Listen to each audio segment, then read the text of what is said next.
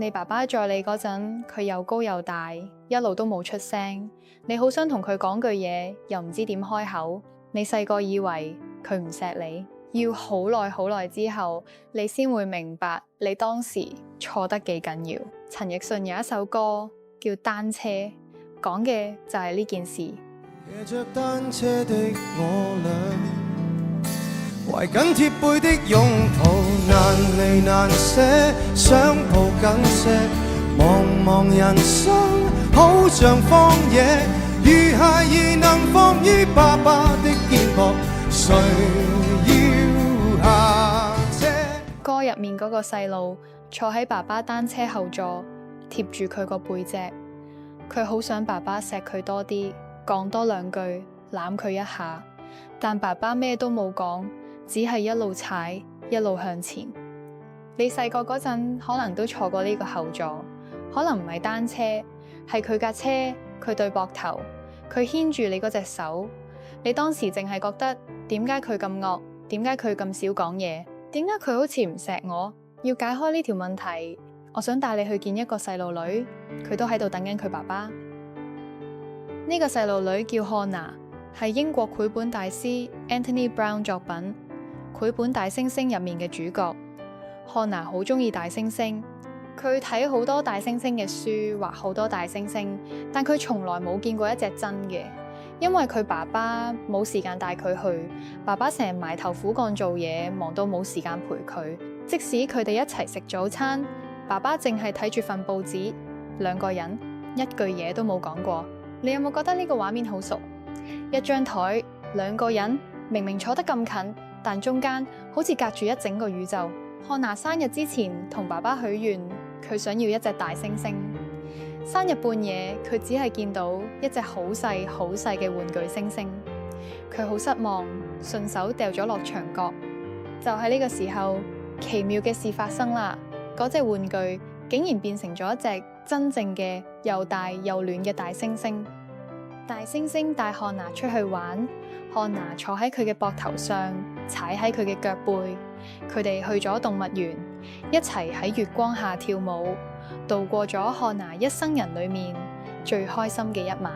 作者喺呢啲畫面偷偷藏咗好多細節，牆上嘅蒙娜麗莎，爸爸報紙後面嘅影子，你要睇第二、第三次先會發現。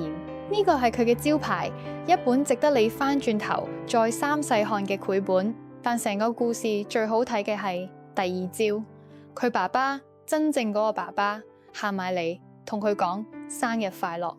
你想唔想去動物園啊？而成本書最痛嘅真相喺呢一頁先打開，嗰隻大猩猩從來都唔係一隻猩猩，佢就係漢娜個爸爸，係佢埋喺心底講唔出口，但一直都喺度嘅愛。作者把一個埋頭苦幹做嘢唔識表達嘅爸爸畫成一隻又大又暖會抱住你嘅大猩猩。你記唔記得歌入面嗰個坐喺單車後座嘅細路同漢娜坐喺大猩猩膊頭上，係同一個畫面。一個大人用佢個背脊，佢對膊頭默默載住一個細路。呢個就係佢講唔出口嗰句我愛你。不要假設我知道，一切也都是為我而做，為何這麼偉大，如此感覺不到。愛的語言唔係每個人都用說話去愛，有啲人一世都用行動去愛你。踩單車載你，幫你整早餐，風雨無阻去接你放學。你細個等緊佢講我愛你，等緊佢攬你，佢用行動一筆一筆寫俾你嗰封情書。唔係佢唔愛你，係佢用咗你當時讀唔明嘅語言愛緊你。講到呢度，你心裏面可能已經浮起咗一個人，一個好少講嘢，甚至有啲惡，佢一直默默為你做好多嘢嘅人。佢可能係你爸爸、你媽媽，又或者係一隻你到而家先真正睇得明嘅大猩猩。你細個可能都嫌過佢唔夠溫柔，唔夠明白你，但係而家你翻轉頭睇嗰啲沉默，嗰啲你當時唔為意嘅小事，原來全部都係愛。如果佢仲喺度，或者揀一日去講返嗰句你哋兩個都冇講過嘅說話。如果已經遲咗，咁你記得佢載過你喺某一架單車嘅後座，一對膊頭上面，佢曾經用佢嘅方式好努力咁愛過你。呢度係微想事務所，我哋專門受理啲你講唔出口又放喺心底好耐嘅小事。如果今晚呢首歌或者呢隻大猩猩令你諗起一個人，喺留言同我講一句佢係點樣愛你嘅。記得訂閱，陪你慢慢想，下集再見。